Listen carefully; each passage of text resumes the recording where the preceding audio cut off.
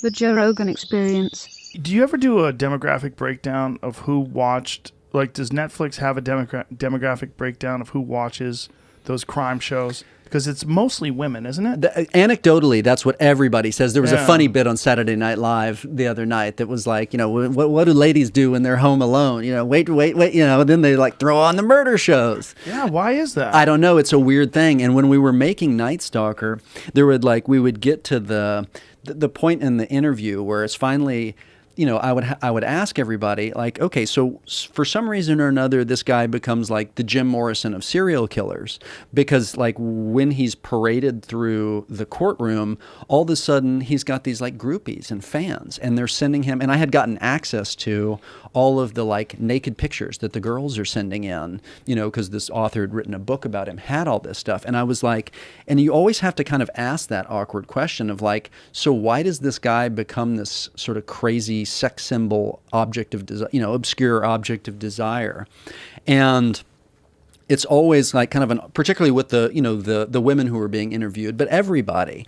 And nobody quite has an answer. Is it the bad boy thing? Is it the celebrity thing? But this is somebody that like, I think as one of the people said, this is somebody that would eat you for dinner, not like, it's craziness to have any attraction to it, but yet it exists. This guy has like groupies and fans. And it's very common for murderers to get, Hugely especially common. murderers of women, to get all these propositions from women.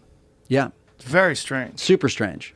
And, I read something about that. No, Whitney Cummings was actually telling me about this. She said she read that it was something that had to do with, there was like an evolutionary benefit to getting close to killers. Like that, I think this is theoretical. In what regard? That the idea of it's very hard to kill someone. Once you have like human personal contact? Is that what you're saying? No. No, that the act of killing someone, that it's difficult to do, and that it requires like someone who is to be capable of taking another person's life. And to be close to that person means somehow or another you're protected by them, and that they're willing to kill, and that this is like something that existed thousands and thousands of years ago in our DNA, this desire to be close to killers because you were more likely to survive because there were so many killers. Like if you went back in time, a few thousand years ago, murder must have been like really common.